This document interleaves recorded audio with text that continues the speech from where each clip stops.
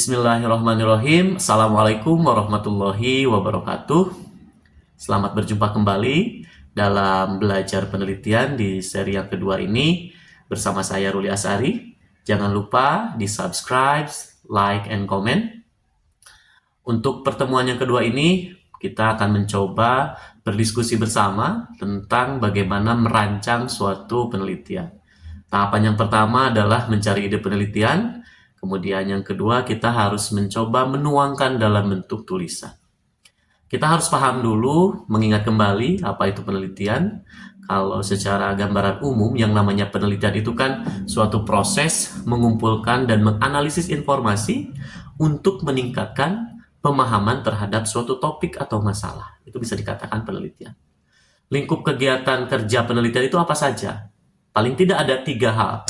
Yang pertama, bagaimana menyajikan pertanyaan, yaitu berbasis pada masalah yang kita kaji. Kemudian yang kedua adalah bagaimana mengumpulkan data untuk menemukan jawaban terhadap masalah yang kita ajukan dalam bentuk pertanyaan tadi. Dan yang ketiga adalah bagaimana menemukan jawaban atas pertanyaan yang diajukan. Sehingga ketiga lingkup tersebut bisa dikatakan sebagai penelitian. Kemudian, perencanaan penelitian itu bisa dikatakan sebagai suatu proses segala kegiatan dalam mencapai tujuan tertentu yang melingkupi 3 hal. Ada tujuannya, ada skala waktunya, dan ada kegiatannya. Dari secara keseluruhan dalam proses perencanaan serta pelaksanaan penelitian, paling tidak ada 4 tahapan yang harus kita persiapkan. Tahapan yang pertama adalah apa yang ingin dilakukan. Jadi jawab apa yang ingin kita lakukan sehingga nantinya kita bisa membuat time schedule untuk proses penelitian. Kemudian ketika kita sudah menentukan masalah dan tahu apa yang ingin dilakukan, tahapan yang keduanya itu adalah mengapa sesuatu yang ingin kita lakukan itu penting. Jadi harus ada jawaban dulu.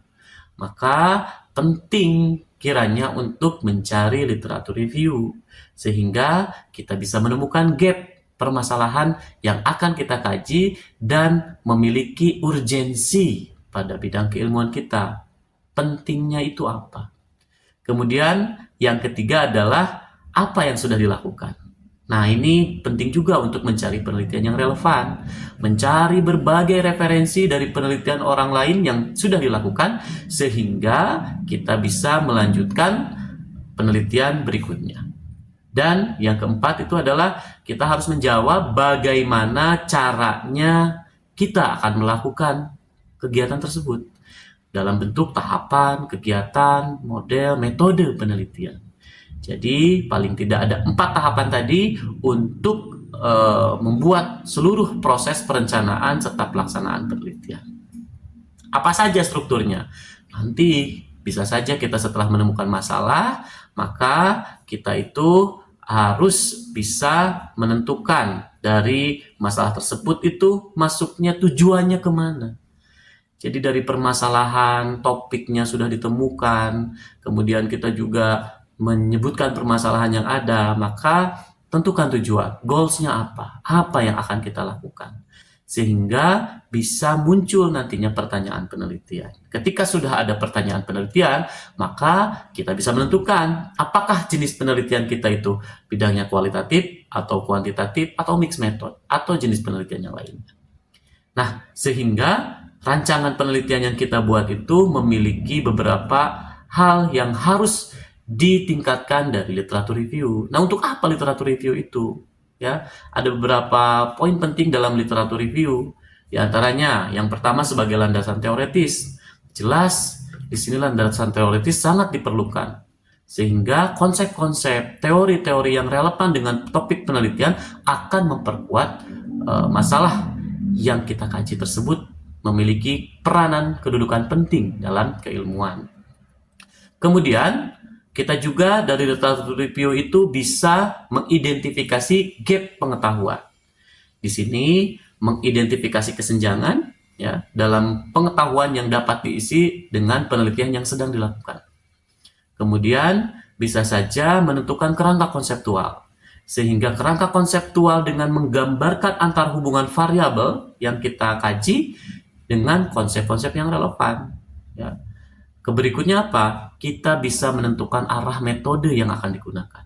Jadi kita mengkaji referensi dari berbagai sumber yang legible, maka bisa menentukan metode penelitian yang bisa dipakai. Kemudian apa lagi?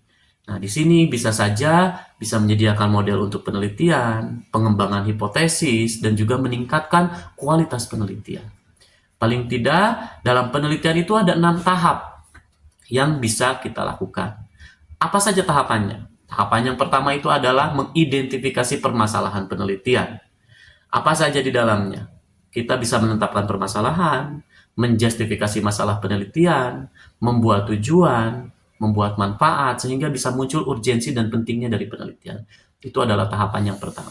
Pada tahapan yang kedua, kajian kepustakaan, ya, landasan teoretis, bagaimana kita harus memiliki kecakapan dalam menemukan sumber, menyeleksi sumber data, dan juga merangkum sumber informasi sehingga bisa memperkuat masalah yang akan kita kaji.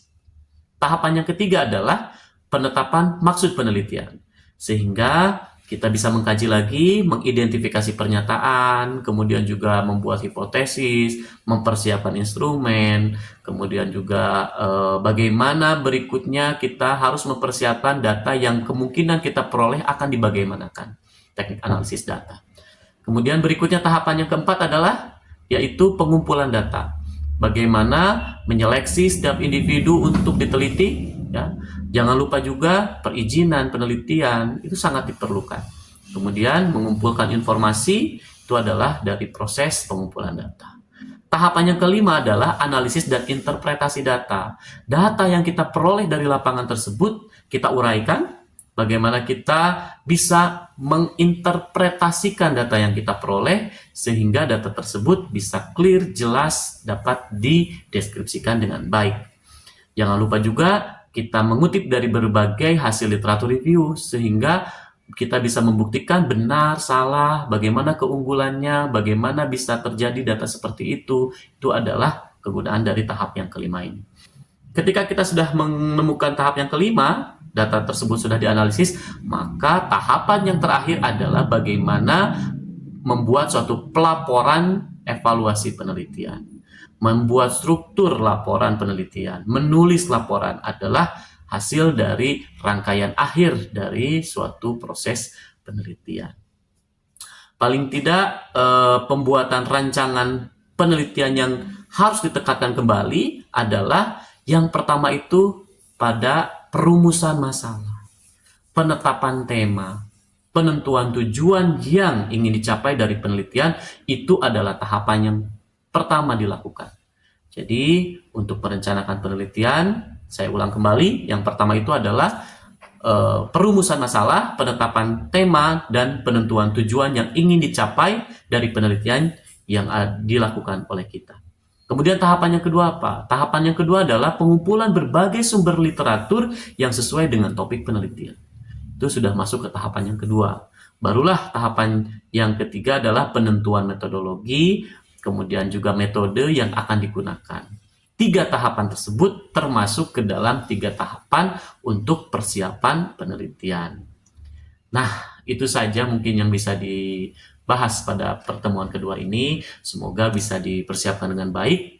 Ketika kita sudah menemukan masalah, menemukan ide, jangan lupa membaca untuk mengkaji literatur review, untuk mengkaji dari berbagai buku sumber referensi, jurnal, artikel, dan juga proceeding lainnya. Itu bisa dijadikan sebagai penguat kita, menambah wawasan untuk kita lebih siap. Sehingga tahapan berikutnya adalah kita bisa menentukan metodologi. Nanti pada sesi yang berikutnya kita akan belajar tentang bagaimana penelitian kita itu masuknya metodenya harusnya apa? Apakah kuantitatif, kualitatif, mixed method, dan sebagainya. Karena memang memiliki tingkat kesulitan juga, sehingga kita perlu dengan sabar, fokus, dan konsisten. Jangan lupa untuk kunci dari keberhasilan suatu penelitian adalah dari kesabaran, ketekunan, ketelatenan, dan fokus terhadap apa yang sedang kita kerjakan. Terima kasih. Assalamualaikum warahmatullahi wabarakatuh.